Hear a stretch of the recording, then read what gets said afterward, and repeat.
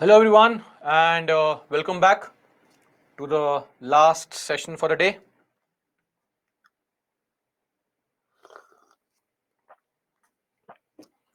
Okay, so let's wait for others to join, and then we'll begin our discussion for this evening. Good evening.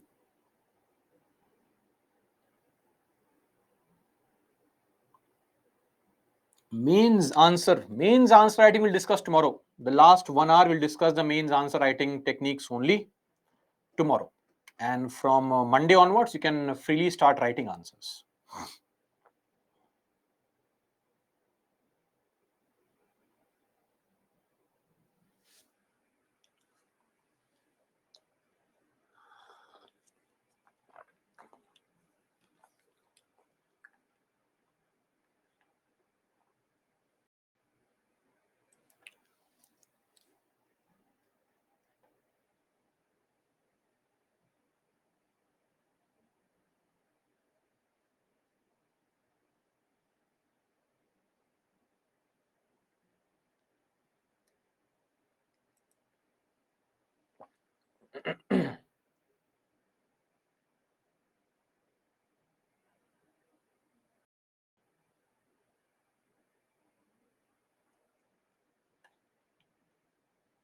Okay, so let's begin now.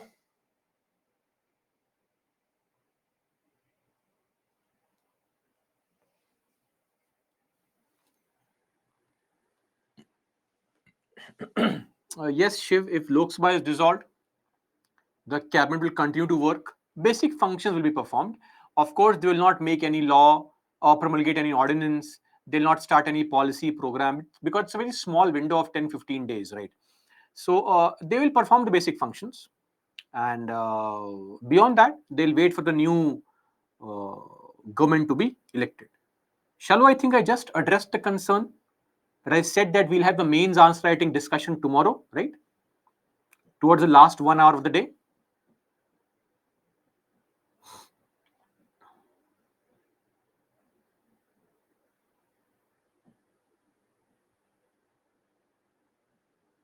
I'll discuss all this tomorrow. No? Don't worry.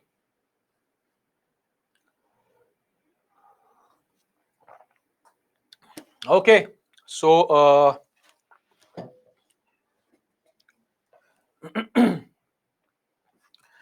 now coming back to the permanent cabinet committees, we had already discussed on the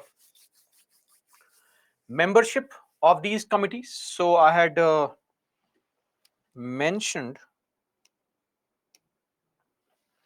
about the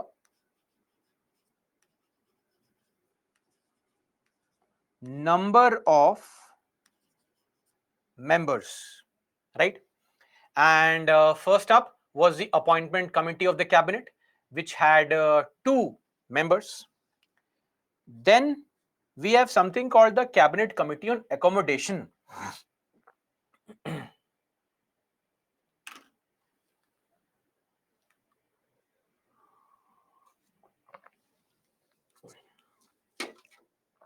Basically, all these and every 5 years, when we have the newly elected MPs, lot of MPs lose the election, lot of governments change, new ministers get appointed, some ministers lose their post, etc. So with every post comes some benefit, and those that benefit is basically, one of the benefits is also getting a quarter, a house, right? Rent free house and all. Now let's say an MP has lost the election and now he has to vacate his quarter. But when it comes to vacating the quarter, our MPs do not really easily vacate their quarters. So for that, there's a special committee to look into these tasks, and that committee is chaired by the Home Minister, and it consists of 5 cabinet ministers. Amit Shah, Nitin Gadkari, I think Nirmala Sitharaman is there, Piyush Goyal is there. These people are there in this committee. So you can very well imagine the focus of our government. I mean, they have to create a committee to look into all these things. How to, what are the conditions based on which quarters have to be allocated to the government, to the ministers, to members of parliament, right? If there is any member of parliament who is staying in a quarter which is above their pay grade or level, what kind of rent has to be collected? If you want to set up any kind of office outside Delhi of the central government, what will be the location? All such things are decided by the cabinet committee on accommodation. That's a task. It's a very weird situation, right? I mean, on whose shoulder is the burden of protecting the internal security of the country? They are collecting rent from these MPs and ministers. But that is again a very serious concern, because our MPs, our ministers never vacate their buildings very quickly. There's this very interesting case of one CM of a state. After losing the elections, he did not vacate the CM's office for 6 8 months. Why? Because he had a large uh, uh, this group of animals, cows, buffaloes, etc., which were all staying in the CM's bungalow only, which were kept there only, and it would take time for him to relocate those animals. Or in the case of one state where one ex or former chief minister, after losing the elections, he took out all the bathroom fittings, all the taps, showers. He took all those out and took it with him, saying that when I became the CM, I installed all of them. So I'm taking it back. I mean, as a chief minister of a state, if you are worried about some tap fittings and shower fittings, I mean, we can really have to no, we'll have to start asking the questions as to what is your and where is your loyalty and what are your ambitions in life, right? That is the situation in our country. There are so many cases where all these government these quarters are not vacated by our MPs or ministers. Now, you may find this to be very petty and all, but trust me, when you enter the services, this becomes a very important criteria. And especially if you're in Delhi and all, because see, if you're posted, yes, maybe very expensive, of course. Jaguar fittings and all are there.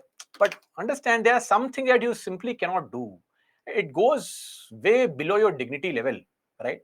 See, if you're a first generation politician and who is truly working for the social welfare, we understand. But we know the reality of our politicians, most of them, especially the family politicians, they're not poor people. I don't think they should be worried about thousands or lakhs of rupees. The way they invest into winning elections. So, of course. Anyway, so when you become an IS officer and all, and if you are a district magistrate, you'll get a huge bungalow. That's very nice. But as and when you progress in your career, and say you move to Delhi, you're a deputy secretary, a joint secretary. So Delhi doesn't have these bungalows, so many bungalows. To just give you a simple example, there are 250 plus officers, IAS officers of the secretary rank in Delhi. We don't have so many bungalows. So sometimes you may be eligible for a 5 BHK house, but nothing is available. You have to stay in a 3 BHK or a 2 BHK. That's there actually. So sometimes these quarters are of very serious concern to you, because you may feel, oh, what is this 3 BHK? If after becoming an IAS officer in such a senior post, I'm getting only a 3 BHK, then what is the purpose? That also is there. Anyway, so that is the Cabinet Committee on Accommodation chaired by the Home Minister. Then we have the Cabinet Committee on Economic Affairs. Now, this CC on Economic Affairs is a pretty large committee which comprises of 9 cabinet ministers. The Cabinet Committee on Economic Affairs, as the name suggests, it directs and coordinates the governmental activities in the economic sphere. It also reviews all the economic trends in the country, right? And they also try to integrate those trends and evolve new policies to ensure that the economic growth takes place in the country, right? They also review the progress of activities related to rural development, right? All those issues concerning the small farmers, the marginal farmers. Then they also deal with industrial licensing, right? Cases which involve proposals from various ministries, right? For especially establishing some joint sector undertakings. In fact, it is the same Ministry of Economic, sorry, the Committee on Economic Affairs, which deals with disinvestment. If the government wants to sell its shareholding in some company, right? Then it is the same committee which deals with the issues pertaining to World Trade Organization, right? So all these are the tasks of this committee. Then we have a cabinet committee on parliamentary affairs. The chairman of this committee, of course, is the Minister for Defense. This is again a committee which comprises of 9 cabinet ministers. Okay. And see, as the name suggests, the Parliamentary Affairs Committee's task is to watch very closely the progress of government business in the parliament, right? To scrutinize, to assess the attitude of other MPs towards government proposals, government bills in the House, right? If there is any proposal where the opposition members are raising a lot of concerns, it is the task of this committee to conduct workshops, to talk to the opposition party members and help them understand the underlying policy, the reason for the bill. Then, if any state government tries to pass a bill which has some kind of all India perspective, it is a Parliamentary Affairs Committee which looks into such proposals, right? So that is there. And also, it is this committee only which recommends the dates for the parliamentary sessions. So recommendations come from this committee. Okay, that is the Parliamentary Affairs Committee. Then the CC on Political Affairs.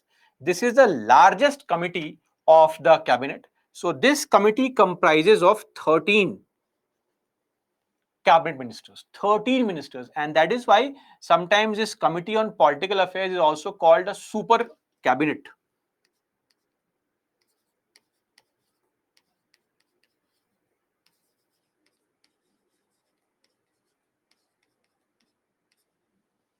Super cabinet. Now, as far as the CC on parliamentary political affairs is concerned, their real purpose is to look into center-state relations. They also look into the economic and political issues that govern the country, that plague the country. They also deal with policy matters concerning foreign affairs. So, such is the task of the Political Affairs Committee. Largely, it's a center state issue that this committee deals with.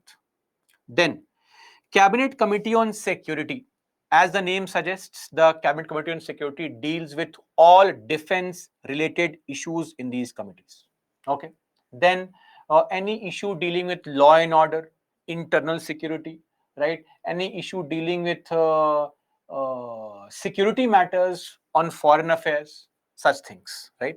And this Committee on Security, of course, is a committee which comprises of 5 people, a slightly smaller committee, which is also chaired by the Prime Minister. Then we have the Cabinet Committee on Investment, which has 9 members, and a Cabinet Committee on Employment and Skill Development. So, of course, as you know very well, the Cabinet Committee on Investment and Growth, the task of this committee, as the name suggests, is to look into what? Uh, Considering any kind of proposal with respect to investment in the country, trying to bridge the gap, right? Trying to ensure that FDI flows in the country to a large extent. Then the CC on employment and skill development. Again, the task of this committee is to look into ensuring the skilling of people in the country, because you know very well, a lot of these MNCs constantly make a remark against India that in India people are unemployable. So these graduates, postgraduates, even some engineers are largely unemployable because the skill set is simply not there. I mean, that is why you see a very simple thing. After, say, getting into an engineering college, for studying after 4 years, you still have to be trained by these companies in some very basic things, which goes a long way into helping us understand that the quality of education being imparted in these colleges is not up to the mark, right? So it does not churn out ready-made employees. We have to first train these people, 6, 8, 10 months of training, right? So that is there.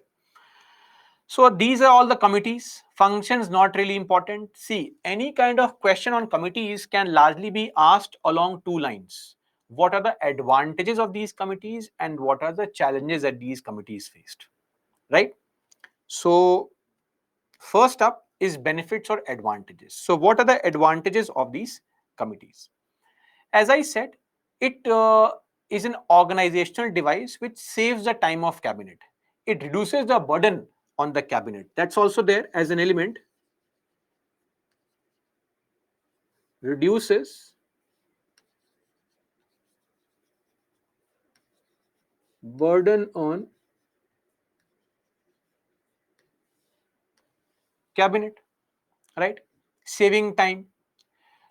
It allows a smaller group to take decision on specific policy areas.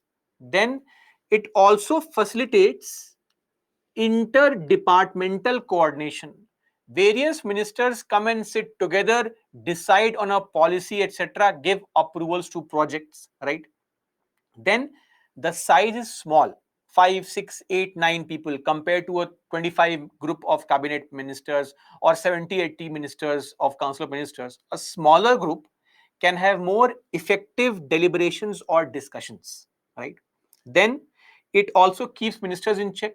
A random minister cannot take a random stand here because you, let's say I'm a minister for commerce industry and I give approval for an industry which I know will result in a lot of pollution being caused, damage to the environment. But if in the cabinet committee, I also have along with me the Minister for Environment, he or she will immediately question me, why did you give the approval without consulting me? Look at this, if the factory is set up, so much of environmental damage will be caused. So my action or behavior will also be kept in check, right? I cannot take some arbitrary action. Then it helps in securing the maximum possible expertise of every minister. Maybe I'm a minister for defense. I also have a very wide knowledge or experience in the ministry of, say, or a field of, say, defense. Apart from it, field of, say, law or field of investment, possible, economics. So, as a minister for defense, my task is towards the defense ministry only. But because I also have a lot of knowledge in the field of, say, investment, if I made a part of a cabinet committee on investment, my expertise in that area can be useful there also, right? That's there. And also, it ensures collective responsibility because the advice comes from the cabinet committees, group of ministers together.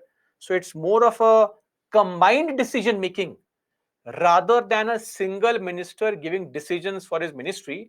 Now the ministers are interdependent on each other, so it improves the sense of collective accountability towards the people.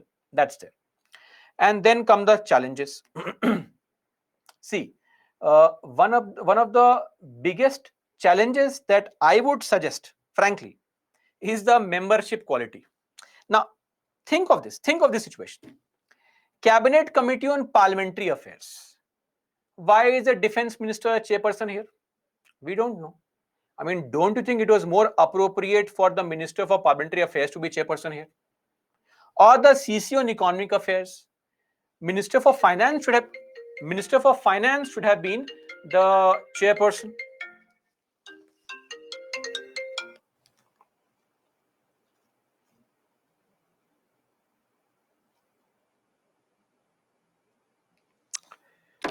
Okay. So I just forgot to D&D my phone only. Yeah. So as I said, think of this CC on security. I mean, here maybe the defense minister could have played a role. So this membership, and you will find that few ministers are members everywhere. The same old Prime Minister, Mr. Amit Shah, Rajnath Singh, Nirmala Sitaraman, uh, Nitin Gadkari, right? These are members everywhere. And what is the point of other ministers? Makes no sense. So basically, the membership is based on political considerations. Whoever is a senior party worker, a senior party member close to Prime Minister is made a member here. These committees should have been based on expertise, right? Because eventually these committees will give recommendations which will come to the cabinet only. So why do we need to have all the senior minister members here? Rather, we should have promoted junior ministers to provide their expertise input, and then that could come in the form of recommendation to the cabinet. And then the cabinet should have taken a decision. Utter nonsense. Is this membership quality? Then, see, as I said, meetings are membership is common. Few members, few people, members of every committee. If same set of people are members of every committee, how can the meetings be regular? If I am the prime minister, I am sitting in a cabinet committee on economic affairs. Of course, at that point of time, there cannot be a cabinet committee meeting on every other committee because I am a member everywhere. And just like me, 4 or 5 members are common everywhere. Wherever they are sitting, that committee's meeting takes place. What happens to other committees? So meetings become irregular because of common membership. Then some CCs are set up on trivial kind of issues. Very cabinet committee on accommodation. Really? Do you think it is objectively correct to have the country's home minister be the head of a committee whose task is to look into which MP has not vacated the quarter, right? Or which politician is has overstayed the time frame, how much rent to collect? Is this a task of home minister and defense minister? This CCN accommodation has members like Nitin Gadkari, Amit Shah, Nirmala Sitharaman. Is this their task? The finance minister's task is this only in the country. Is this a joke? So sometimes we are setting up committees on very trivial kind of issues. I mean, they make no sense. This kind of task could have been given to any bureaucrat who could have handled this task. Why do you need a cabinet committee comprising of topmost ministers to look into these activities? And then, as we have said, eventually the decision of policy making is of the cabinet, right? Cabinet means what? Cabinet basically comprises of the prime minister and the senior most ministers. But if the cabinet committee will give a recommendation, think of this, is giving a recommendation to the cabinet, the prime minister is already getting information on the recommendations.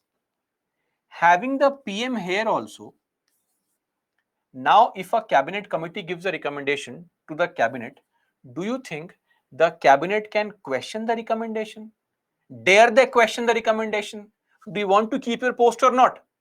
If you question the government saying, sir, prime minister's committee recommendations are not nice, and you are some minister of state in say uh, some ministry of road and transport, the PM will say, oh, my recommendation is not nice, please resignation please, right now. So where is the revision of decisions?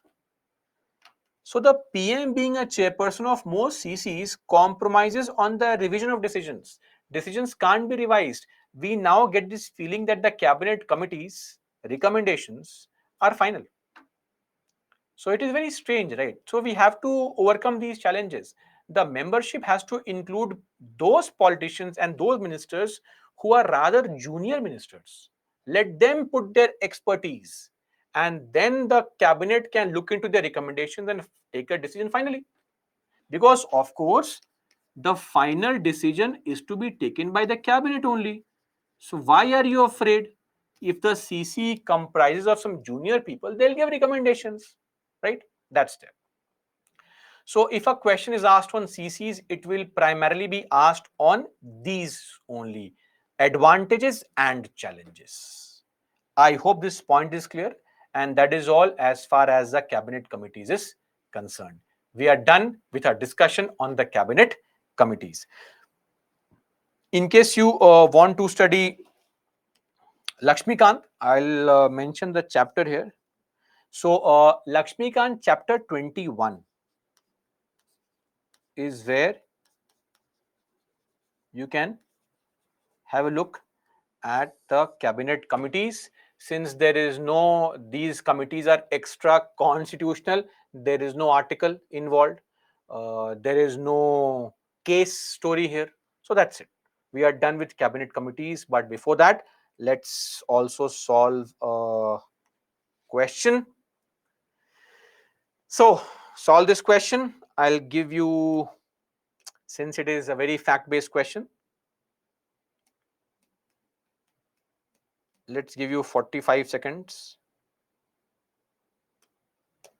to solve this question. Oh, yes. Mark your answer.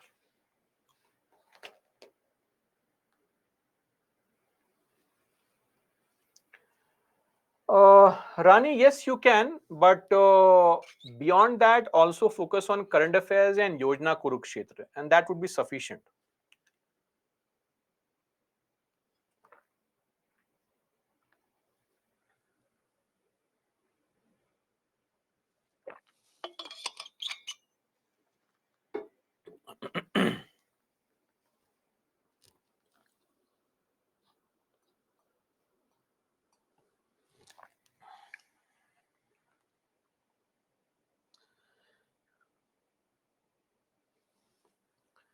Oh, only 13% have marked the right answer. Or maybe it was too quick to ask a question from this topic. Revision has not happened. So, see, they have been established under the Government of India transaction of business, right? Transaction of business, not allocation of business. And allocation of business was for ministries. Transaction of business. So one is wrong. The Minister for Defense is the chairperson of CC on political affairs. No, no. Political affairs is a super cabinet. It is a parliamentary affairs.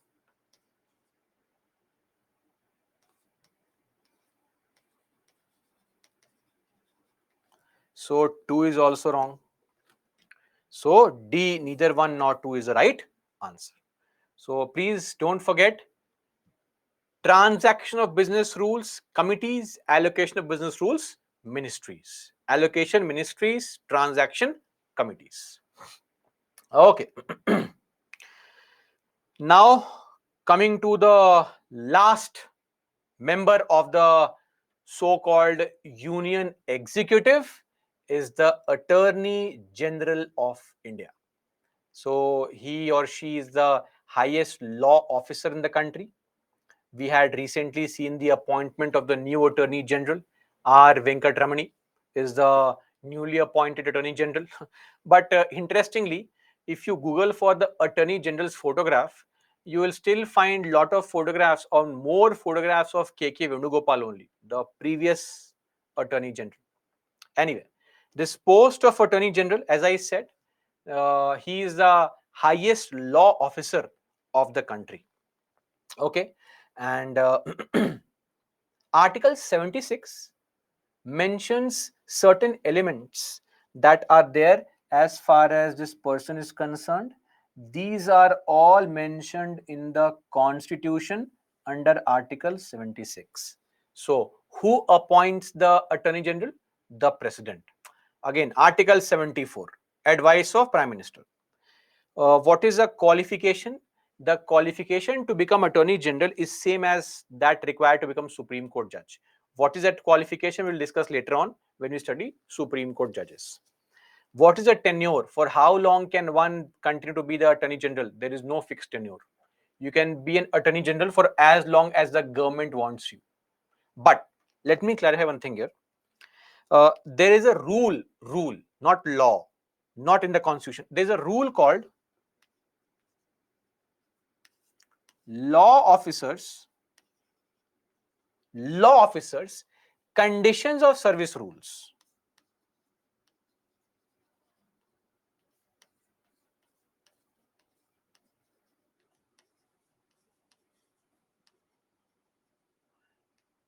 These are rules of 1972. Under these rules, the tenure of Attorney General has been mentioned as 3 years. Not in the Constitution. Under these rules. I hope this point is clear. This distinction has to be known by you. Don't remember the name of the rule, but you should know that the tenure of Attorney General is not mentioned in the Constitution. Okay? And then how are the people removed? they are removed by the president anytime. Earlier, there used to be a practice that they would appoint the attorney general when the new government was formed, and that same person would continue for 5 years. After 5 years, they would change, the government changes, or the even if the same party comes to power, they would appoint a new attorney general. But in the constitution, no tenure, nothing is mentioned. How to remove them? The president or the government can simply, through a signature, say, sorry, sir, service over, get lost now. Thank you so much. Or any person can be appointed. The only condition is you have to meet the qualification, which is the same as that required to become a Supreme Court judge. Okay, that's there. Of course, if you want to remove the Attorney General, the rules also say that for removal, you have to give 3 months prior notice. Not in the Constitution, rules. Okay, that is there with respect to the Attorney General, Article 76. Now, just one more very important article. We should know this article. This is Article 88, extremely important. So, what is this Article 88? This Article 88 says that rights of ministers and Attorney General as respect the houses. So, every minister, mind you, every minister and the Attorney General of India, they have been given some rights by the Constitution. What rights? They have the right to, number one, speak, take part, that is sit in the proceedings of either house, any joint sitting or any committee of the parliament, whether it is a committee of Lok Sabha, committee of Rajya Sabha, they can take part in any committee, they can sit in any kind of sitting, they can sit in Lok Sabha, they can sit in Rajya Sabha, they can speak in Lok Sabha, they can speak in Rajya Sabha. Okay, but what they cannot do by virtue of this article is they shall not be entitled to vote. What is the meaning of this? This means that Article 88 gives all the ministers and the Attorney General a right to sit, speak, take part in the meetings of committees of both the houses. But this article does not give us the right to vote. You get the right to vote in the house of which you are a member. Am I clear on this? Voting in house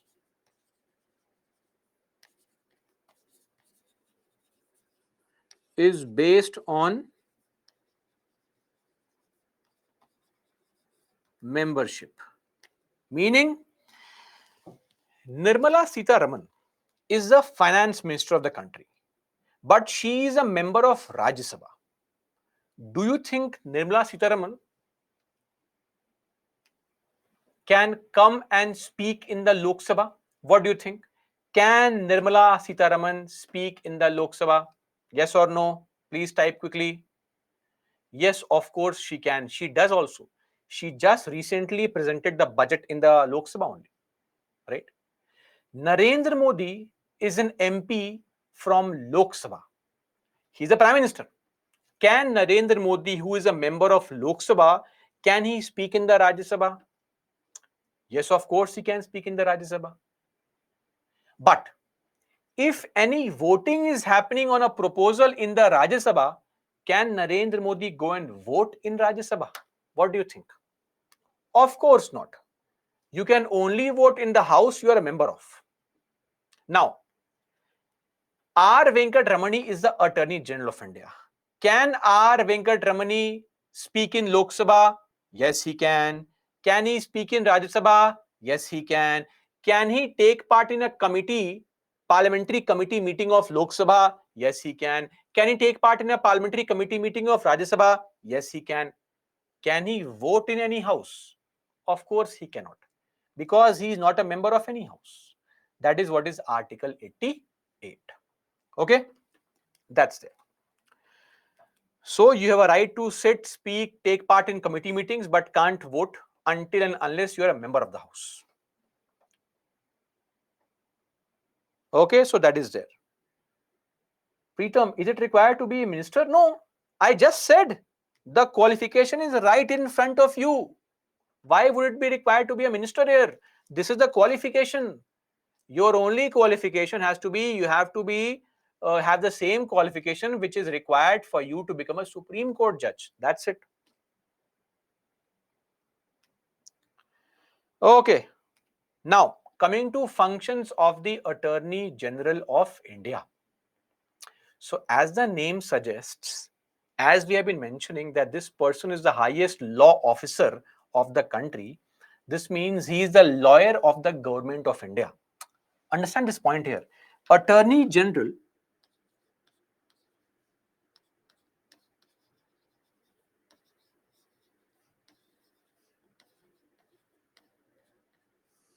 is the lawyer of government of India. So, what are the functions he performs? The functions he performs, number one, to give advice to the government of India upon such legal matters which are referred to him by the president. So, giving advice on legal matters. Number two, to perform such other duties of legal character as assigned to him. So, if the president asks him to perform some legal duty, he will perform those legal duties. Number three, he will also appear on behalf of the government of India in all cases in Supreme Court where government of India is involved. Because he is a lawyer of government of India, whenever there is any case where government of India is involved, if today you file a case against government of India, who is going to represent government of India? Attorney General. You will hire your own lawyer, but the government will hire Attorney General. Attorney General is not a cabinet minister. Attorney General is not a minister of state. Attorney General is not a part of Council of Ministers. He is separate from all these things. He's a government's lawyer. Please hear me out. Attorney General is the lawyer of the government. He's not a minister of the government. Okay? Lawyer. Then, there are 25 high courts in the country. In all these high courts, there is very likely a possibility of the government of India facing some case. If today I file a case in the high court against government of India's policy here, who will come and fight the case on behalf of government? Attorney General. Now, please be realistic. There are lakhs of cases against the government of India, thousands of cases in the Supreme Court only against government of India. How can a single Attorney General take up all the cases on his own? He needs a team. Does he need a team or not? Of course, he needs a team. So, not in the constitution, but as far as the law officer rules are concerned, there are some people who are given to him. People like Solicitor General of India, Additional Solicitor General of India. These are people who assist the Attorney General in the fulfillment of his official responsibilities. So we have one Solicitor General, Tushar Mehta, and we have around 20 plus additional Solicitor Generals. These are also lawyers who help the Attorney General in the performance of the functions of the Attorney General. If there are too many cases, then some cases are fought by the Attorney General, some cases by the Solicitor General, in some cases the additional Solicitor General is there. That is how the cases are fought for the government. Are we clear on this point? But the terms solicitor and additional solicitor generals are not mentioned in the constitution. These people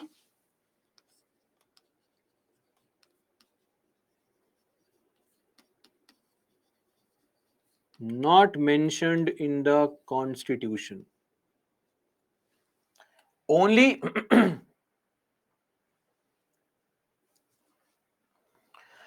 the Attorney General's name is mentioned. Okay, so that is there. And there is one more power. That power is of the contempt of court. So we'll discuss this point under fundamental rights. because we have to also understand what do you mean by contempt of court, and a better situation would be to discuss this under Article 19 when I tell you what are the limitations on freedom of speech and expression. So we'll discuss this point there. In short, these are the functions performed by the Attorney General. Finally, let us come to limitations. Now, let me clarify one thing here. Attorney General is not a government employee. Okay, he is just government's lawyer. So he is not given some salary and all. He is given money for the task he performs. So basically, Attorney General is held on a retainer. So basically, what happens is that Attorney General is given some monthly fixed payment, not a salary, some fixed payment, and he is told that whenever we call you, government calls you for a case, you please come and fight the case for us. Beyond that, for every case that you fight on a daily basis, the Attorney General is paid per hearing. That is how lawyers are paid. Lawyers are paid for a hearing, case to case hearing basis. Same is the case with Attorney General. But so that the Attorney General performs the tasks for the government, gives government a priority, so the government gives him some kind of retainer, a fixed amount. Okay. Now, beyond that, one more thing. Since the Attorney General is not an employee of the Government of India, that is why Attorney General is allowed to practice privately. He can take up cases for you and me also. But it should not be a case against Government of India, because his responsibility is to serve the government's need first. If I file a case against Government of India and I try to hire him, then will he fight the case against Government of India only? Of course not. How can he fight the case for government also and for me also at the same time? So of course, the Attorney General, number one, should not advise or hold a brief or meeting, a case against Government of India. He should not give any kind of advice, hold any kind of conference, perform any kind of function against the Government of India. Right? Number two, whenever the Attorney General, let's say, because he is allowed to practice privately also, if the Attorney General is taking up a case which is a criminal case, right, then the Attorney General should take the permission from the Government of India. Very important. You cannot defend a criminal accused in a criminal case without the Government of India's permission. Also, plus, if the Attorney General is being given some post uh, where there is any company or corporation which wants to hire the Attorney General, then also you have to get the approval of Government of India. If accepting appointment to a company or corporation,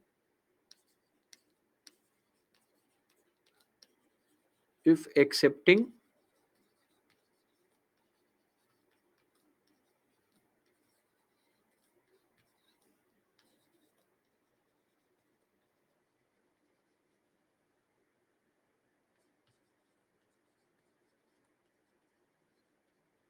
corporation. Okay. So that's also there as a part of the permission. He can take part in the what? He has to take the permission from the government. Otherwise, you are free to perform your duties. You can freely practice in the what?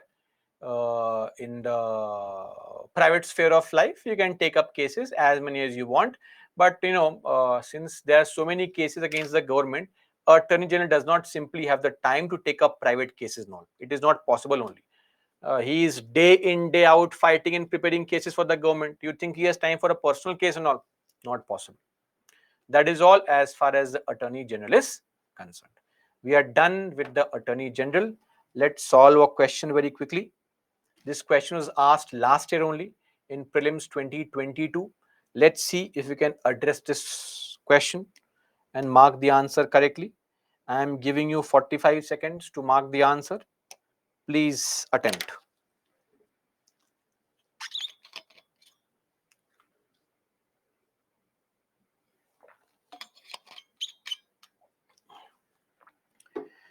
Shalu, which function of legal character? Any function of legal character. Let's say the government wants to ask him on advice on understanding of a law, interpreting some law. That is also a legal function only, right? Any such kind of legal function.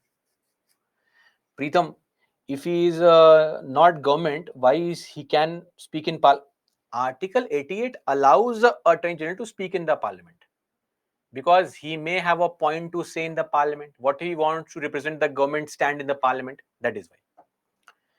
Half of you got this answer correct. D is the right answer. Let's see. Attorney General of India and Solicitor General of India are the only officers of the government who are allowed to participate in the meetings of Parliament. Really? When did we ever see this person? This person is not even mentioned in the Constitution. Attorney General is mentioned under Article 88, not the Solicitor General. One is wrong. These two are wrong. Now, according to the Constitution of India, the Attorney General of India submits his resignation when the government which appointed him resigns. Really? According to the Constitution, in the Constitution, nothing is mentioned. It simply says the President removes the Attorney General. What is the procedure? After what time? What is the tenure? Nothing is mentioned in the Constitution. This is also wrong. D. Neither one nor two. Solve one more question. Came in 2013. Again, an easy question. I'll give you 30 seconds. Please mark the answer quickly. Oh, yes.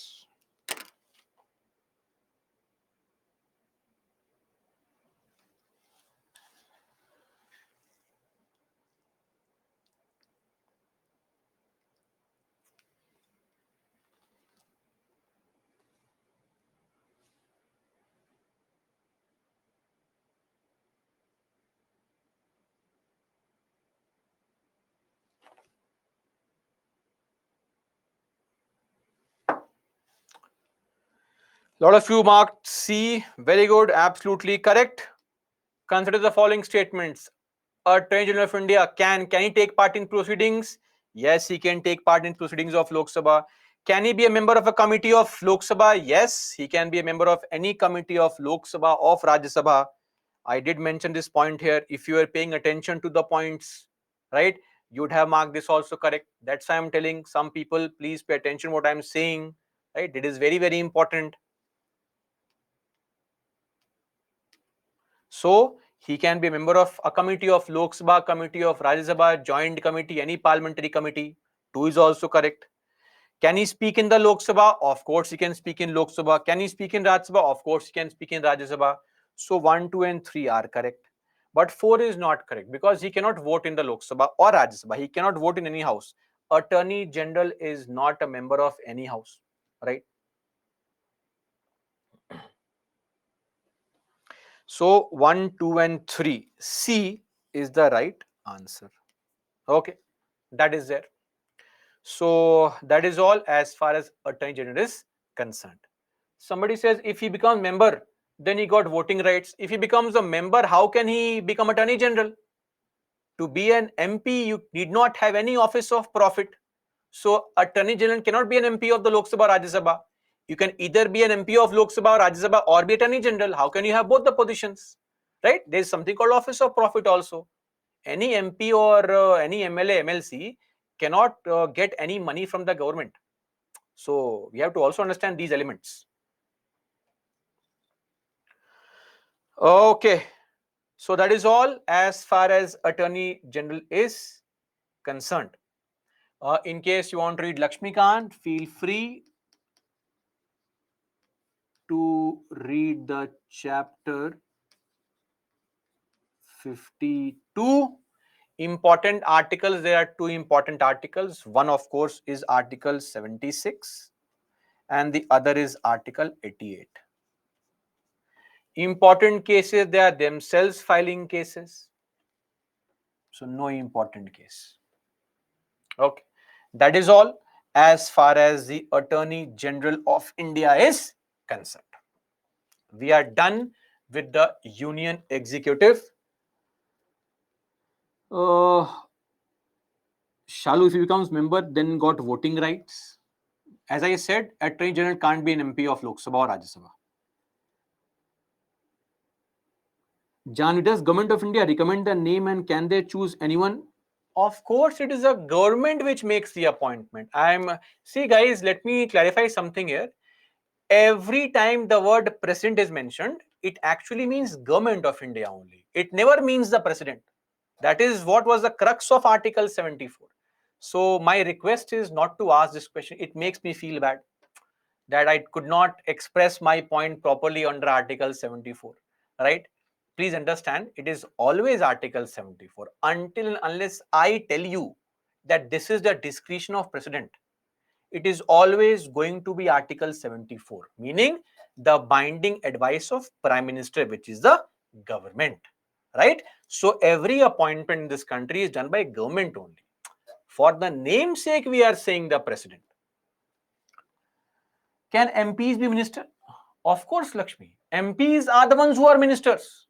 A non-MP can never be a minister. He can be for maximum 6 months. That's it. I just discussed under article under the Council of Ministers that executive is a part of legislature. It is mandatory for a minister to be an MP. You can be a non-MP for 6 months, but eventually you have to be an MP. Without being an MP, how can you be a minister for more than 6 months?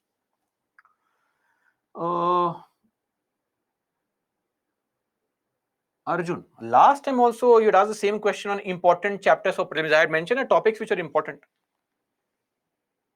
Government is purely executive. Yes, it is. That is why it is government, executive.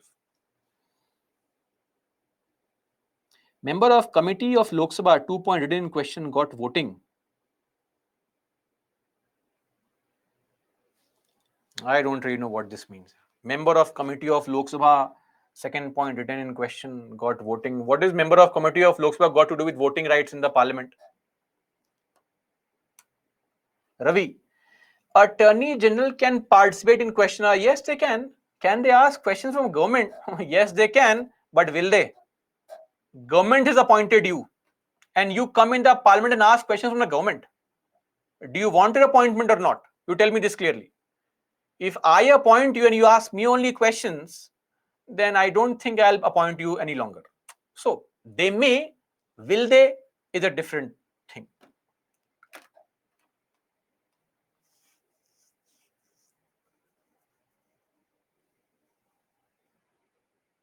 Shiv, does ruling party ever choose opposite party members for committee? Which committee? Cabinet committee, you can't be a member only because ministers are members.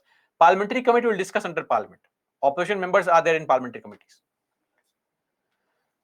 Oh, okay. That is all. We are done with our union discussion. Let us now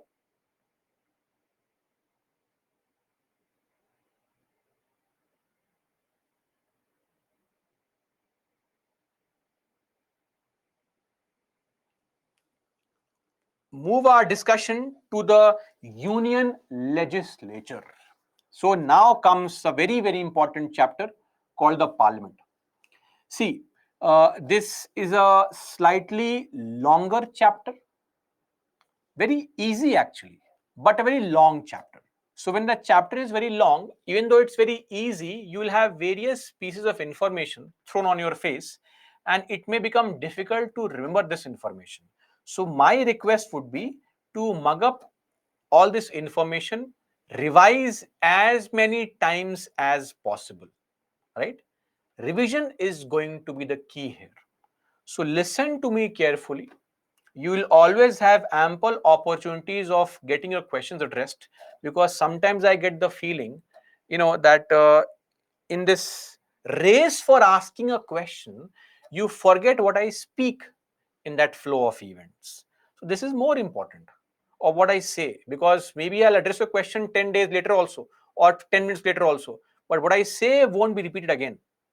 So you have to understand and think of this as a genuine class. Just because you're sitting in the confines of a house just relaxed, don't be so relaxed. Attention is very important, right? That's there. So as I said, please, this topic needs multiple revisions. So we'll discuss Parliament from now till tomorrow 8 p.m. This actually means that you have to revise this at least 4 to 5 times, because you will have plenty of information. And I'm repeating this. This topic is very important for prelims and mains examination, right? So please pay full attention now. Okay, I mean, which you had been paying for the past almost 7 hours also. So let's continue. Last 1 hour remains. Oh, that is my expectation, that you have been paying attention so far. Okay. So coming to the next topic, that is our parliament. First up is the organization of the parliament. How is our parliament organized? What does the parliament contain? Let's do one thing.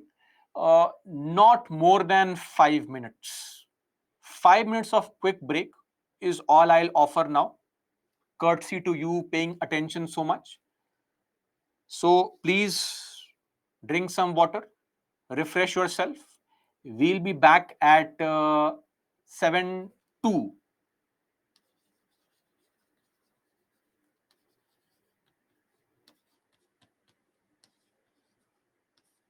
and we'll take our discussion further. Just 5 minutes. Break, please.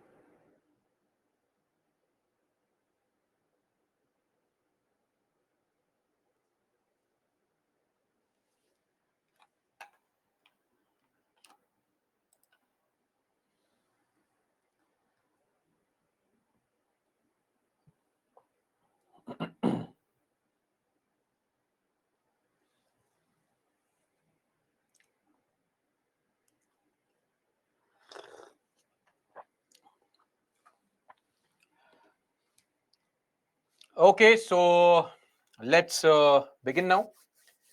I hope you guys are back. Shalu, if Attorney General is member of Lok Sabha, yeah, I've seen it out. I'm just responding. If Attorney General is member of Lok Sabha Parliamentary Committee, then he got voting rights. In a parliamentary committee, what voting rights? See, Shalu, I think there's some lack of understanding on your part of what is a parliamentary committee. Parliamentary committees will discuss when we study the chapter Parliament. Till then, don't confuse. Parliamentary committees are not some constitutional or statutory bodies, right? So your voting in parliamentary committee has got nothing to do with voting in the parliament. So ignore that. Under Article 88, it is not written that AG can become member of parliamentary committee. Oh, we'll have to have a reading of Article 88.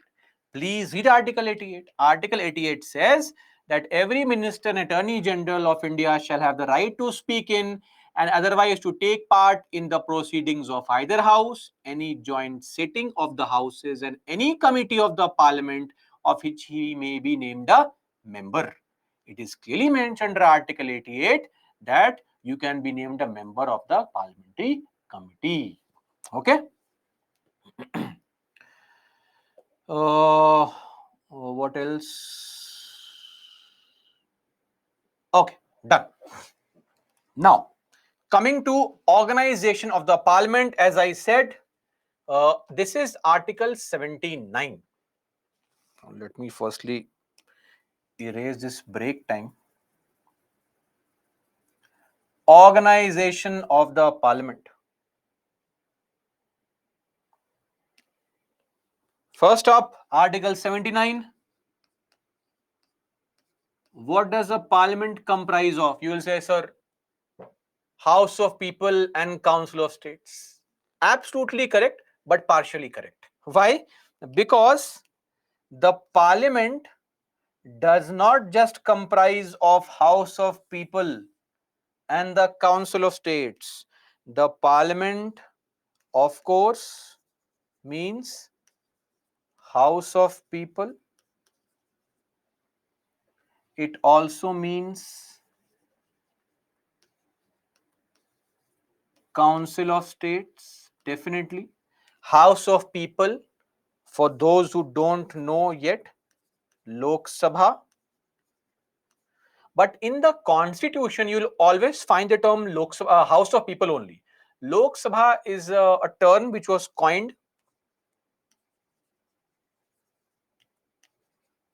in 1954, commonly used. Council of States is called Rajya Sabha. This is also a term which was coined in 1954. Rajya Sabha. Oh.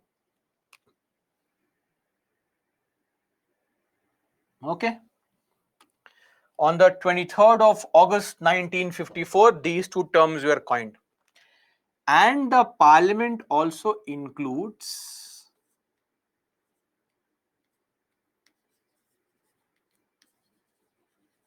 president. President, as per Article 79, is also a part of parliament. That is why if we write our answers, though casually it is okay, but we should be very careful when we are using the word parliament, because we should ideally use the word legislature, not the word parliament.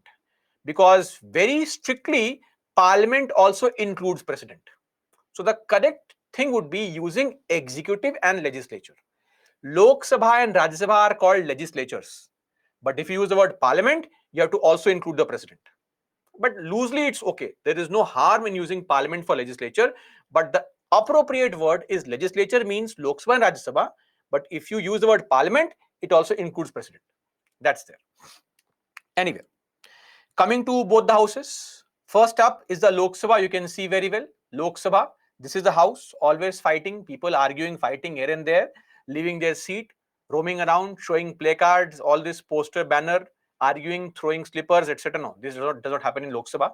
This happens in state assemblies, this misbehavior. But this is an example of how Lok Sabha uh, meetings are conducted, always arguing, fighting, shouting, speaking like this only. It's like complete fish market sometimes in the Lok Sabha. but House of People, Lok Sabha, or also called the lower house. Lok Sabha has a green carpet. Let me also clarify. Lok Sabha has a green carpet, Raj Sabha has a red carpet. Why? Because Britishers followed this convention. There is no reason for it. Sometime if you go on Google and type for it, in some people on Quora have given unique kind of answers, because some people in offline classes do keep on telling me all these things. That sir, in Quora somebody is saying that Lok Sabha the carpet is green in color because people from grassroots have come there. Utter nonsense. There is no relationship like this. Please be realistic. It is why the Britishers had this. That is why it is green. Red carpet, there could be a reason, because red carpet normally refers to royalty and stuff. So maybe the House of Lords in UK was a house where rich people were members. That is possible. But beyond that, no. It is just a convention and custom. There is no such underlying hidden meaning behind it. Okay. Now, composition. In the Lok Sabha, there can be maximum 530 people coming from states, 20 people can come from UTs, and there can be 2 nominated members in the Lok Sabha. This nomination is basically of a community called Anglo Indians. This is a maximum strength. Maximum strength. What is the current strength? 524 people come from various states, 19 come from various UTs, and there is no Anglo-Indian nomination as of now in the country, making the total maximum number of members in the House to 543. This is the current total membership of Lok Sabha, 543. Now, how are the members elected? There is a concept used. See, whenever in a country we have direct election, we use a system called first past the post. So, elections are direct, both for states as well as for the UT. What is a UT? Union Territory. States, it is mentioned as per the constitution, elections have to be direct. Meaning what is this direct election? So what is happening is, say, think of this as the entire country only. Now in the entire country, we have divided the country into various small parts, small areas. Oh, we have taken too many small blocks. These small areas may not be of equal size and all. So it could be of different sizes possible, right? So that's there.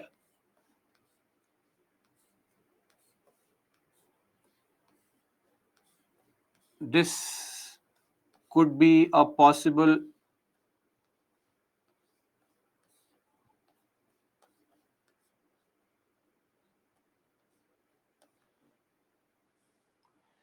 entire country is divided into various such parts. These parts are called what? What are these parts called? Constituency. And people of the constituency vote. We are the people from the constituency. We vote and choose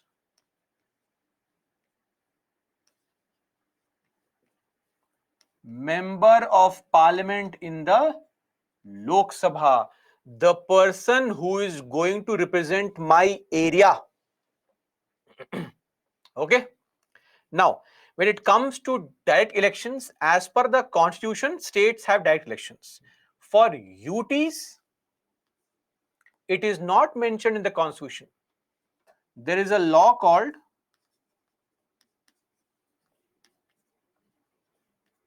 what is a law? UTs Direct Election to House of People Act. Direct election to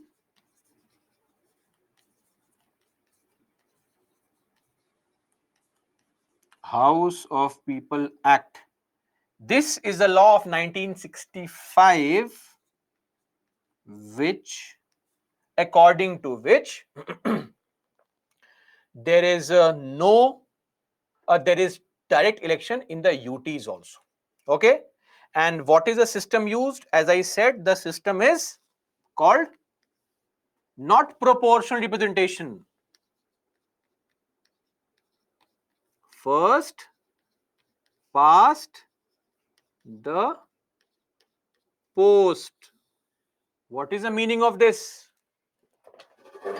Whoever gets the highest number of votes wins the election.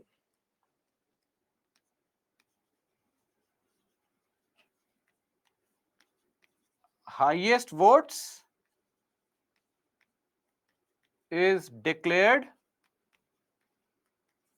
winner. This is the system. Just to give you a clear-cut example, let us say there are candidate A, B, C, 4 candidates are contesting elections, and there are 100 voters. This is an example. If candidate A gets 24 votes, candidate B gets 25 votes, candidate C gets 26 votes, candidate D also gets 25 votes out of 100 voters. Who becomes the winner? Candidate C is declared the winner. Why? Because he or she has received the highest votes. It does not really matter whether you win more than half of the votes or not. If you win the highest votes, you are declared the winner. I hope this point is clear. Then, elections in a country are based on something called universal adult franchise. This basically refers to adult suffrage. What is adult suffrage? Adult suffrage means voting rights for everyone, regardless of your income, regardless of your gender, wealth, social standing, etc. Whether we are there or Ambani is there or Adani is there, men, women, everybody gets a right to vote. Whether you are rich, poor, educated, uneducated, caste, language, does not matter. The only criteria that we follow is age. Plus some other disqualifications are there. But age is the only criteria. And what is the voting age in the country? It's 18. This used to be 21, but we have reduced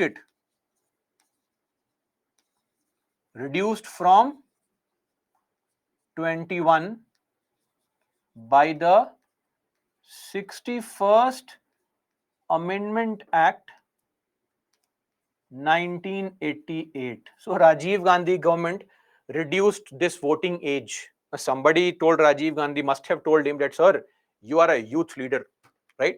Youth icon. So in that sense, if you reduce the voting age, then what is going to happen is more and more young voters will be a part of the voter list. And they will always choose you because you are the real youth icon. And that's why the voting age was reduced. It's very interesting, right? The voting age is 18. You can vote at 18, can't marry at 18. And in some states, you can't drink till you're 25.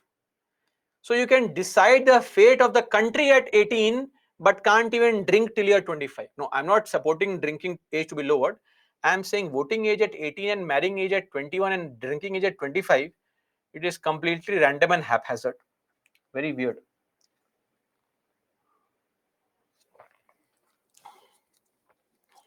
Okay. Now, one more thing. See, when it comes to states, every state is divided into certain areas, constituencies, and from every state you have certain number of MPs who are in the parliament. If you are from Andhra Pradesh, 24 MPs are there. If you are from Bihar, 40 MPs. State like Goa, 2 MPs. UP, 80 MPs. Nagaland, Mizoram, 1 MP. Manipur, Meghalaya, 2 MPs. West Bengal, 42 MPs. My question is, where is all this mentioned? What if, where is all this mentioned? From every state, what is the number of MPs that are there in each states? Okay. So,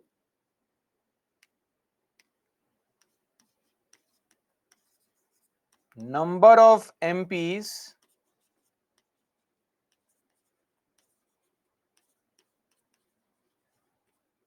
from each state. This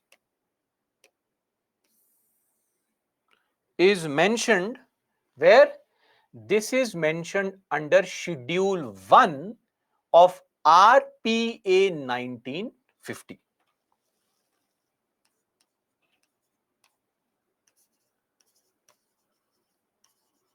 Not Schedule 1 of the Indian Constitution. What is RPA 1950? For those who do not know, I will mention the full form: Representation of People's Act 1950. That is called RPA 1950. Okay. So this is where you have the number of MPs from each state mentioned. Okay, that is there.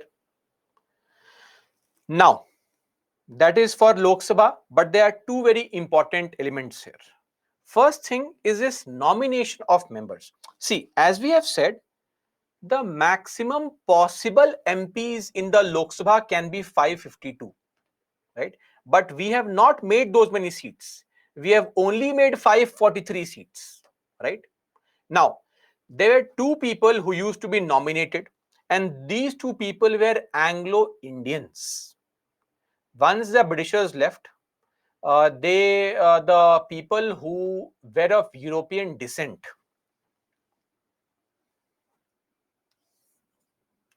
who is an Anglo-Indian?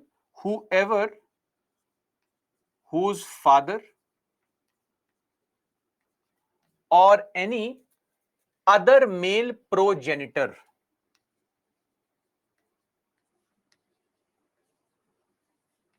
Male progenitor. See, progenitor means ancestor. Male ancestor is of European descent. They are called Anglo-Indians.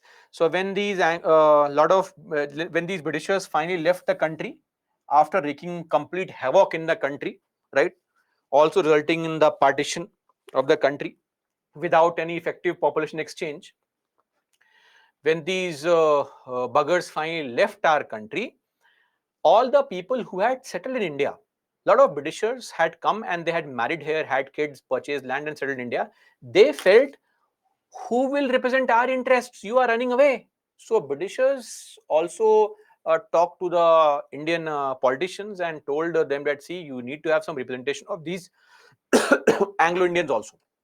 So we agreed and said, okay, two people will be directly chosen by the government, by the president, and will directly be nominated. Again, president means government only. Will be nominated by the president or the government, same thing. And directly in the Lok Sabha, they will come. No need for elections. Okay. This is only if the community is not getting adequate representation. Okay. This is there.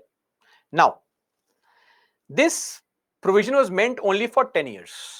But every subsequent 10 years, the parliament used to amend the constitution and they would keep on increasing this by 10 more years.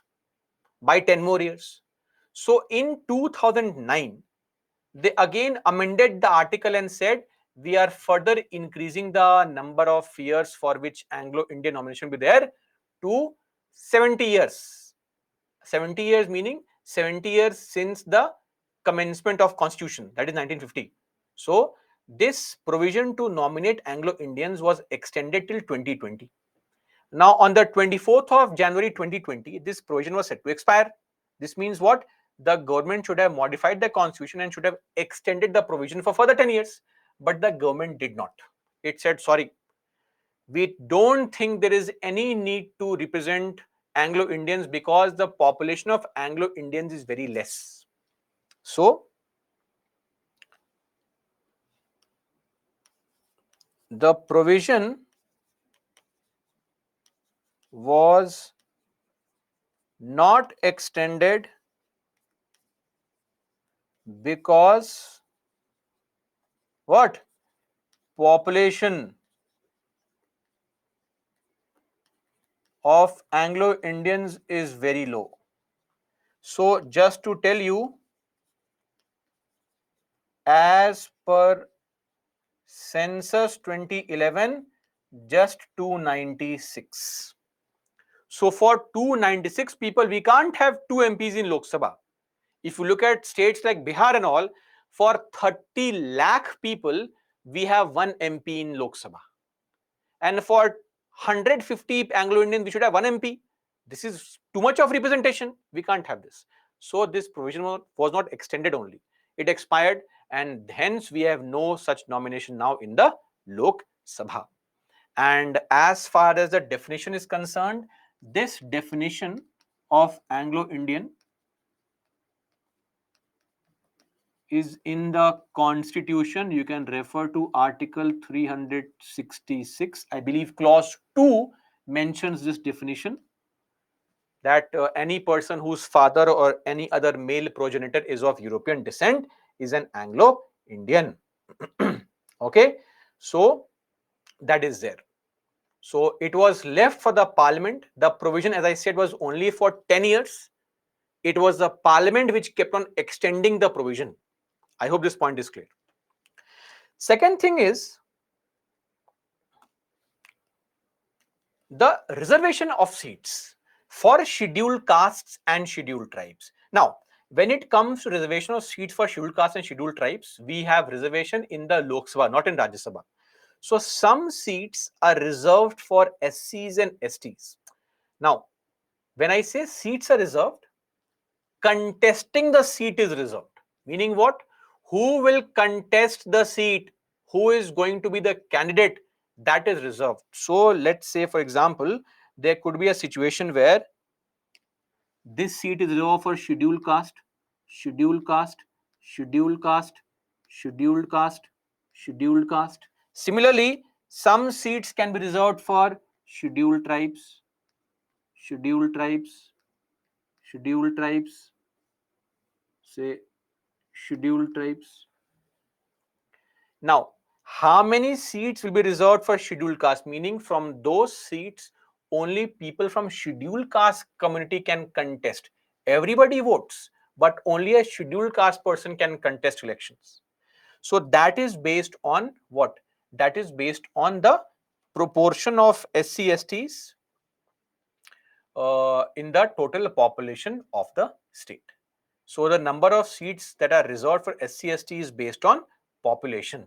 So as of now,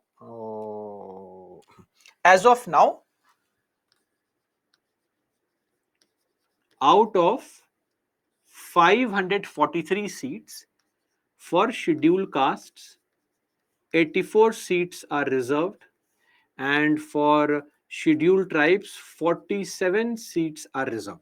Okay. This is based on their population.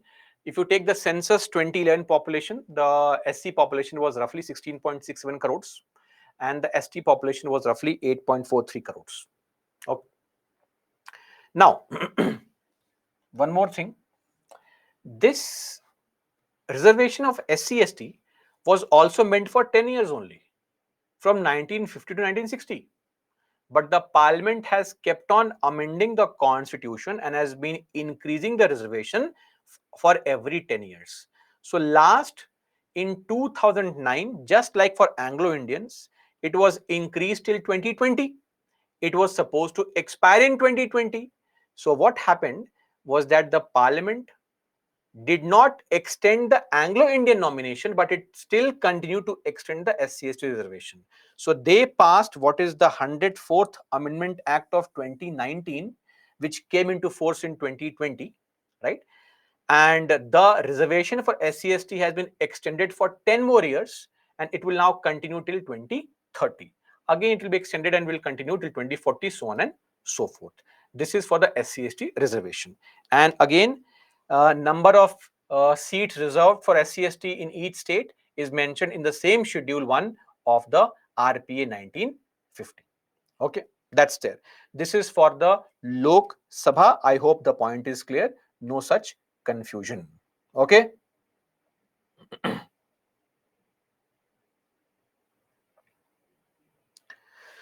So should RPA is just a law. As of now, just think of RPA as a law. In that law, you will find a list of all the states' names and how many MPs are there in the state. That's it. We'll discuss RPA later on. It is just a law. Like you have the Citizenship Act, you have Indian Penal Code, you have CRPC, right? You have the Cinematograph Act, Income Tax Act, Advocates Act, the Representation of People's Act. In that law, all these things are mentioned. Okay. Now the second house is the Council of States or the Rajya Sabha, the upper house. Slightly more well-behaved people, lesser fights, lesser abuse takes place here, right? So a more decent house is the Rajya Sabha. Now composition here.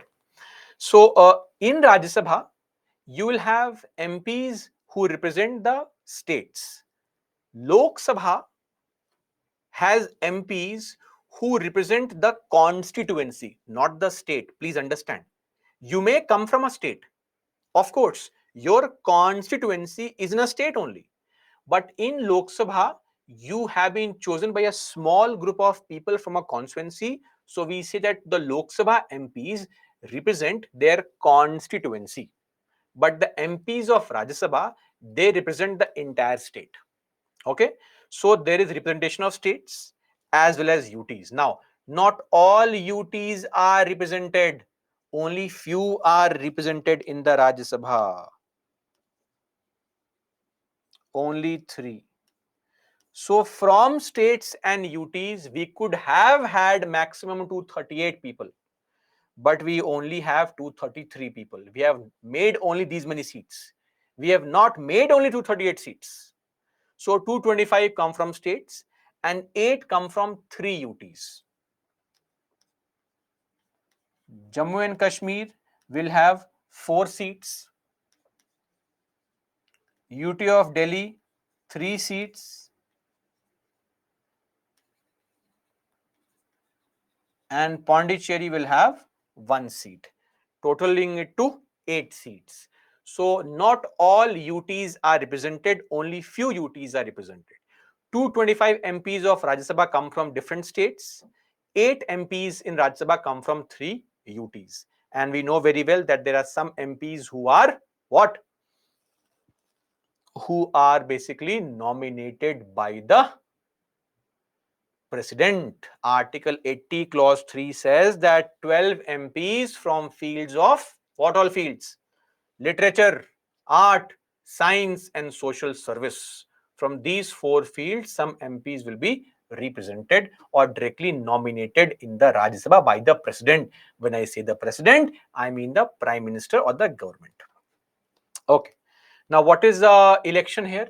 Election is indirect, meaning MLAs vote. So here, how are the MPs of Rajya Sabha chosen? Members are elected by the elected MLAs. That is why we say the election is indirect. Proportional representation by means of single transferable vote. This is how the election takes place for the members of Rajya Sabha. That's it. Okay. Ashutosh sir, does content RP? Don't worry about RPA, sir. We'll discuss RPA later on. Nobody is going to run away in between. I'm not sure what experience that some people have had in the past, but trust me on this. We will not stop in between. Once we have covered all the polity topics, once I've harassed you completely by teaching you polity altogether, then only we'll end our sessions. Don't worry, nothing will be left. Once the time comes, we'll discuss RPA. Anyway, under elections. So coming here, members of the Council of States, MPs, are chosen by the MLAs of the states. That is why we say that the MPs of Rajya Sabha or Rajya Sabha is the representation of states in the parliament.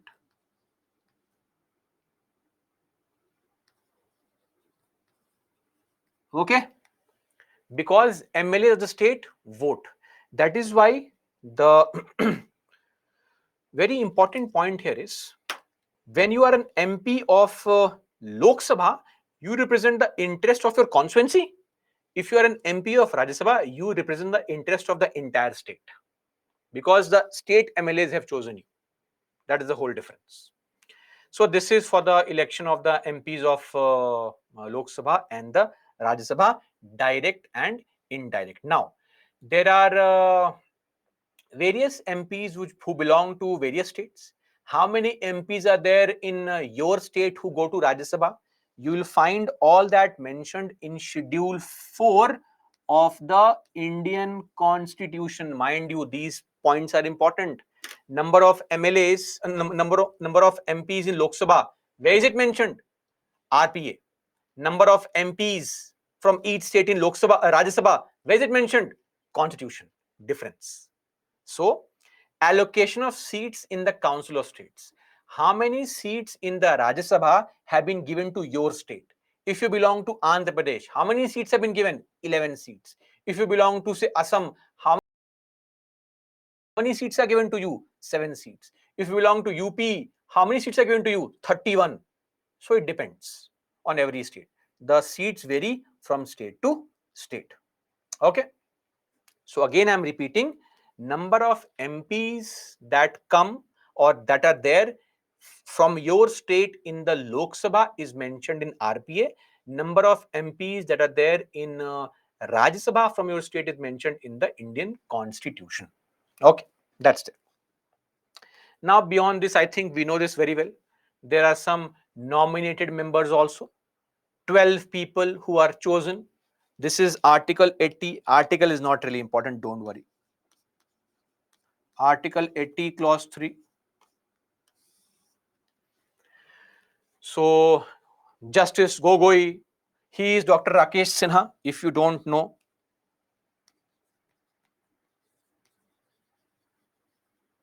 Then I'm sure you know this person. If you don't, it's really a surprise that you don't. He is a musical legend, Ilayaraja, 5-time National Award winner, Padma Vibhushan, right? So I'm not sure if you are fans of the current generation of singers like Tony Kakkad and etc. But if you are somebody who has heard music from yesteryears, I'm sure you would know of Ilayaraja. Anyway, so very, very famous legendary musician is Ilayaraja. As I said, Padma Bhushan. So all these people are nominated. PT Usha is nominated. A few years back, we had till few years back we had Mary Com as a member, nominated member. Sachin was nominated to the Rajya Sabha. So various people get nominations to the Rajya Sabha. Okay. Now comes this very important concept of delimitation of constituency. Now you will say, what the hell is this word called delimitation? What is delimitation? So this is done under the provisions of Article 82 of the Indian Constitution. What is delimitation? Look at this figure here. What did I do? I represented the entire country by creating constituencies. Now, this is not the map of India, nor are the constituencies like this. Who creates constituencies in the country? Somebody has to draw the line. Somebody has to say, okay, this is the end of the constituency, a new constituency starts. Who will say that this is the end of my constituency, this is a new constituency? Somebody has to say this, right? This task of creating, drawing and redrawing the boundaries of the Lok Sabha and the assembly seats or constituencies is called delimitation. Drawing the constituency boundary is called delimitation. And the body which performs the task of delimitation is called a delimitation commission. Okay.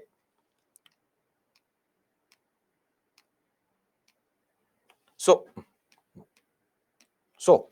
delimitation is the act of redrawing boundaries of Lok Sabha and the state assembly seats to represent changes in population. As of now, how many MPs are going to be there and what is going to be the number of MPs from your state in the Lok Sabha, that is fixed at 1971 census. And we know the reason why. I hope you remember the reason. The reason is that the southern states have taken proper steps to control population. The northern states have taken no such step. If we use a current population, you will have 70, 80 MPs from Bihar, 120, 30 MPs from UP, and the southern state MPs will be very less. So it will be a disadvantage for them, right? That is why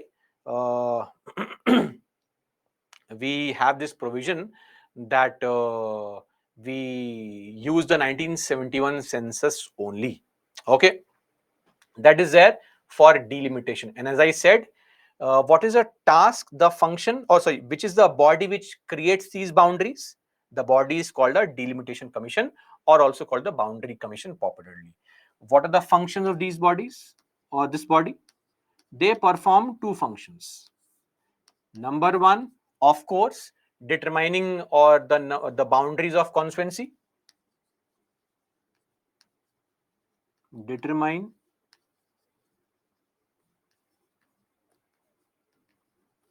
the boundaries of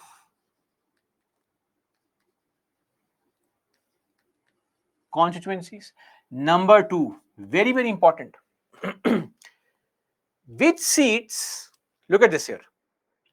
I have simply randomly written some seat is for ST, some seat is for SC. But who decides this? Why only this seat for SC and not this seat for SC? Who decides this? Somebody has to decide this. The delimitation commission decides this. So the second function of the delimitation commission is also to decide which seats are to be reserved for scheduled castes and which seats are to be reserved for scheduled tribes. Reservation of seats for scheduled castes, scheduled tribe. Okay. And the boundary commission or the delimitation commission comprises of a retired supreme, let me underline, retired Supreme Court judge, chief election commissioner of the country, and for every state you have a person called state election commissioner. Okay, so state election commissioners are basically these constitutional bodies which are there in every state. There's an article called Article 243K. We'll discuss this person under the chapter Panchayat. So this is the person who takes care of the elections for panchayats. That's it. They have no role to play in the election of Lok Sabha, Vidhan Sabha. But still, they are made a part of. Every state has their own state election commissioner. Okay. We'll discuss this person under the chapter Panchayat and Municipalities. So this is with respect to the delimitation commission membership. Now, secondly, very important, delimitation commission is an independent body, and the orders given by delimitation commission, if the commission says this is a boundary of constituency, that is a fresh constituency, a new constituency, that's it.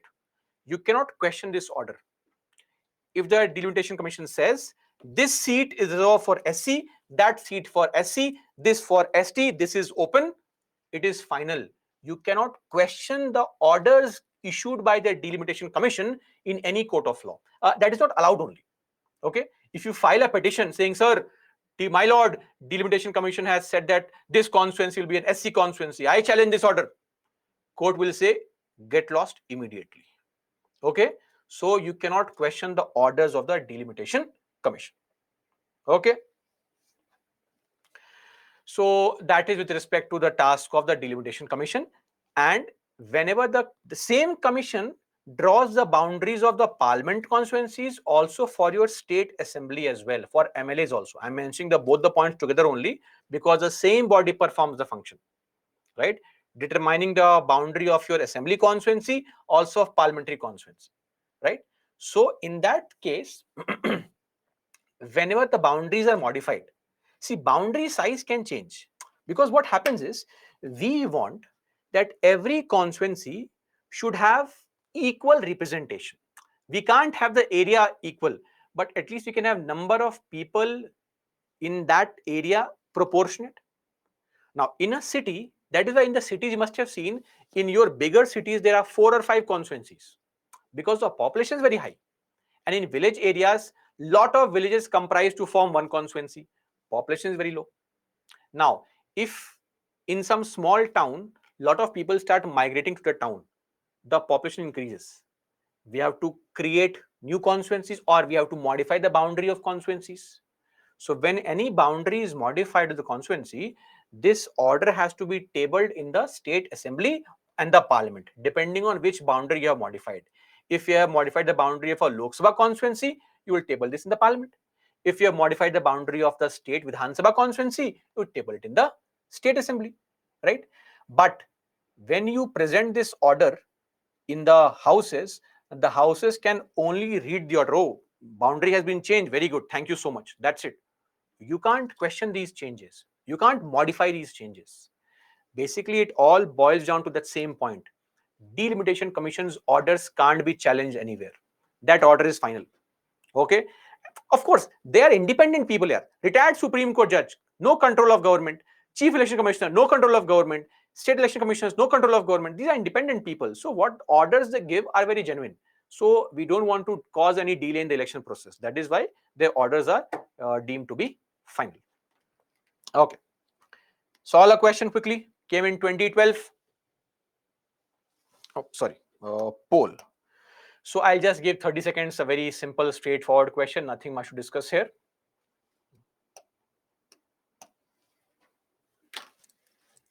Please mark quickly.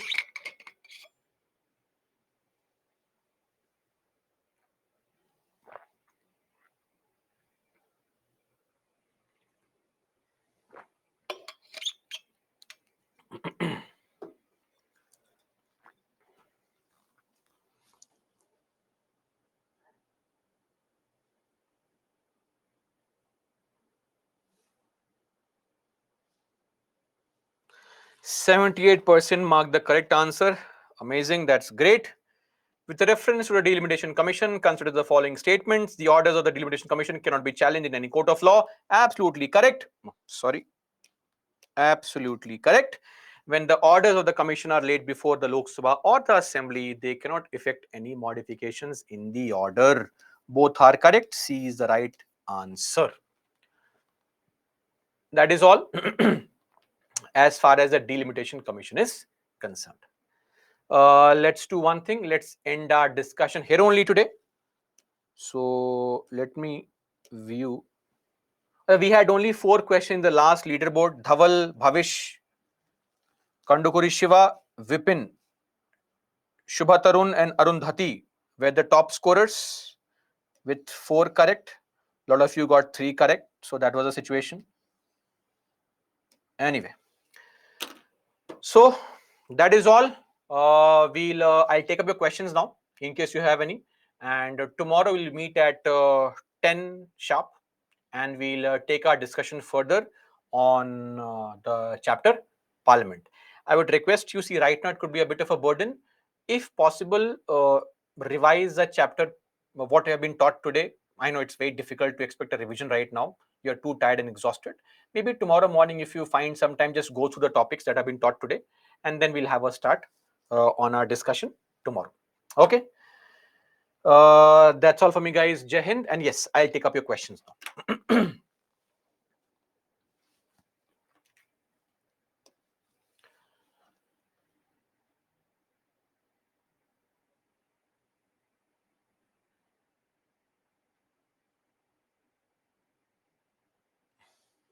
Shazia, the class goes on till 8 p.m. Anyway, to change the boundary of the constituency, does there need to amend? No. Article 3 is only meant to change the boundary of states, not of constituencies. On which grounds Delimitation Commission was challenged in the case of UT of Jammu and Kashmir? See, as far as the delimitation of Jammu and Kashmir is concerned, they have tried to challenge it on the grounds of it involving or it not having the correct description of the size of constituencies. they have given disproportionate representation to certain categories of people. That is the challenge there. Are MPs of Rajya Sabha MLAs? No, MPs of Rajya Sabha. How can MP be an MLA? You are writing a statement. MP is MP, MLA is MLA. MP is in the parliament, MLA is in the state. Difference. MLAs elect MPs, okay, not from themselves, from other people. Aditya, I feel it is more than enough. You have to simply add to it the current affairs and Yojana Kurukshetra, and you are good to go. Plus mock test and PYQs. But it also depends on what mode you want. Aditi, MP in Rajya Sabha. Rajya Sabha is a body which comprises of some MPs. How are these MPs chosen? In respective states, there are some seats given. Like say, you belong to say a state of Andhra Pradesh, or you belong to say a state of Gujarat. In Gujarat, there are 11 seats. Now, MLAs of Gujarat will choose 11 people who will represent Gujarat, and these people are chosen by voting by MLAs from various parties, and these people go to the Rajya Sabha and sit and represent the interest of Gujarat in Rajya Sabha. That's it.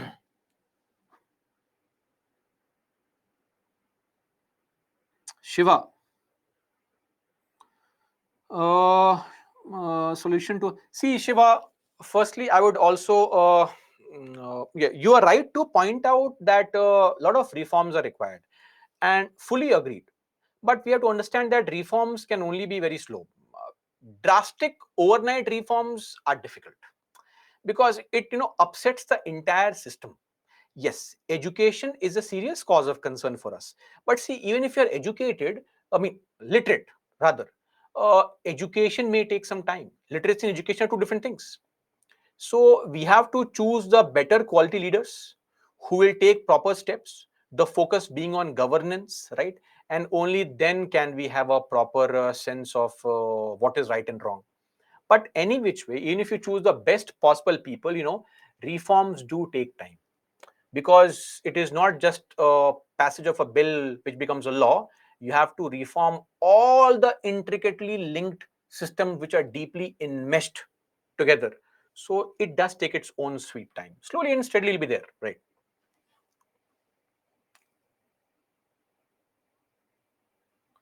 MP can be ministers, MLAs can also become ministers.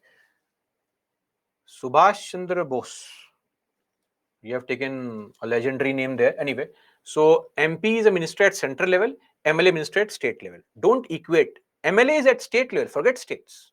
MP is at central level, center. Shazia, delimitation convention mentioned the Lakshmikant, but where, sir? I think in the chapter Parliament, hopefully. Chapter 22. Ambika, anything should go under judicial review. Not undergoing judicial review, won't it affect basic structure? Judicial review and challenging judiciary are two different things. Don't equate it. Judicial review is something which says that we are going to review the constitutional validity of a particular law or executive action. It is separate from challenging something in the court, right? And frankly, let me be very frank and open here. This word judicial review is not mentioned anywhere in the Constitution. It is Supreme Court's own creation in the Minerva Mills case. And I mean, it's very surprising, right, that we are not ready and willing. And I'm quoting Dr. Ambedkar here, that we are not willing to put behind these leaders, even independent people like the retired Supreme Court judge or the chief election commissioners. If we are not willing to have faith in them, surprisingly, we become so willing to have faith in a Supreme Court judge. Can he not be biased? Does he not have the feelings of a human being? So that's there. Schedule 2 salaries are charged or granted. Salaries are charged on the CFI, right? Okay, what else do we have?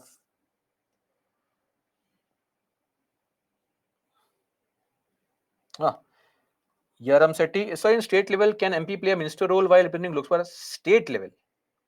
Sir, MP is at the central level. MP has no say in the state government. No say. Please don't relate MP at center, MLA at state. No relationship. MP cannot come and sit in the Vidhan Sabha meetings. Okay. Let me see what else do we have here. Where is RPA mentioned? RPA is a law. It is mentioned in the Gazette. It is not a part of Constitution. Jay, why can't we amend and change the qualification of contesting elections? Sir, you are expecting the MPs to change their own qualifications. This will never happen.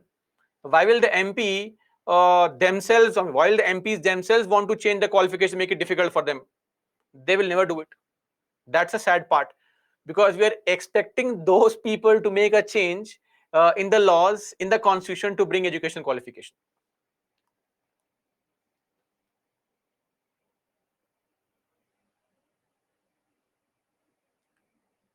Shalu, I think this is 100th time you mentioned, please take my question, sir. What is your question, madam? Takes time to see the question as well. Only on this ground article, yes, only on this ground, but see, what is your concern? Why is Sachin nominated? Sachin played cricket. Cricket is an art. So any such thing that you see can be covered under art, literature, science, and social service. These are very broad topics. Don't think art is just drawing a photograph or painting of trees and rivers and the mountains that we used to draw in our school days. That's not just art. Art is a very wide topic in that sense. What else do we have here?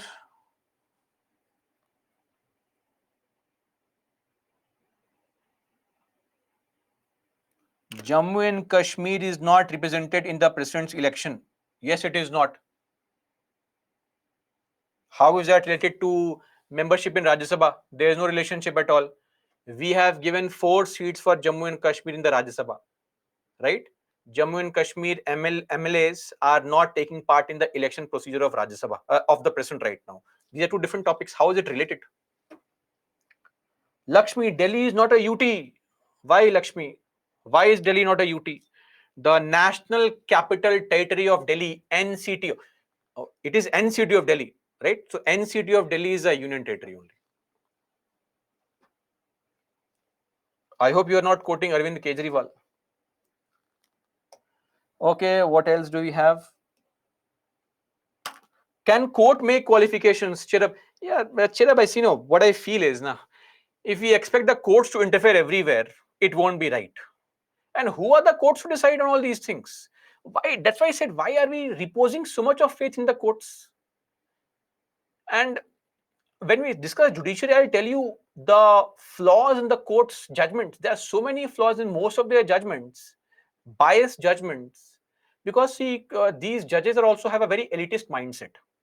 I don't want to raise a controversy making a statement here, but there are so many judgments which are very weirdly placed in our country, right? Without any thought process given, the judge sits in the courtroom and pronounces a verdict which may have a huge ramification in the society also. So why do we tend to repose so much of faith in a judge?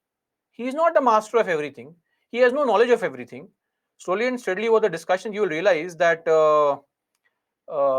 judges are wrong on certain occasions. And that is why we need specialists for every particular aspect.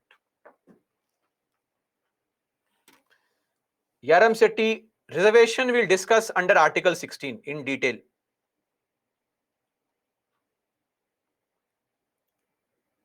Okay, what else do we have here?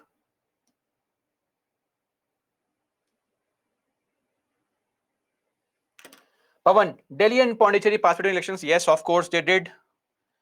Sir, MPs of Jammu and Kashmir to Lok Sabha participating in presidential elections. We don't have MPs of Jammu and Kashmir as of now. So how will they take part in Lok Sabha elections? Shiv, will the population base of 71 change in future? In 2026, it is up for change. I don't think so. It is difficult. You see, even now, a lot of southern state MPs have already started raising these concerns. If you change the base of population, you're going to over-represent the northern states? How will we match the northern states in terms of representation in the parliament and all? So unlikely. Preetham, what is UT? How is it different from state? So we will discuss UT separately. But just to summarize, union territories are those areas which are directly controlled by the central government because of various reasons. There are two primary reasons. Number one, a small area may not be able to exist on its own financially. Number two, that area may have a very distinct culture, custom, which needs protection. Beyond that, in our country, there are various reasons for UTs, like strategic interests, national capital, right, protecting the tribal interests. Sometimes there's a conflicting area like Chandigarh, etc. So there are various reasons for creating UTs. More on this when we study UTs.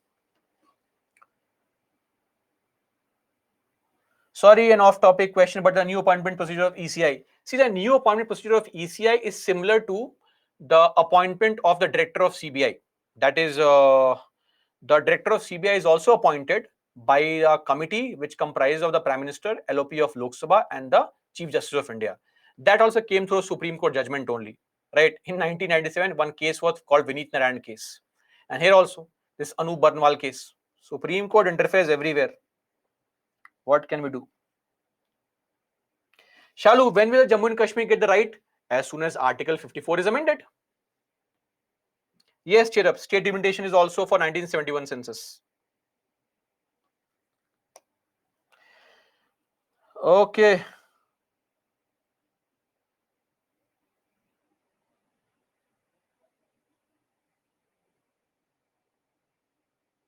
Yes, Ram City. It is possible to convert state as UT or UT as state. Article 3.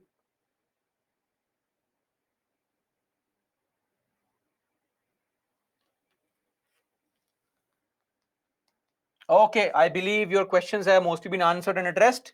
In case you have other questions, your experts will keep on addressing those concerns. And that's it. Let's meet tomorrow. Till then, that's all for me, guys. Jai Hind.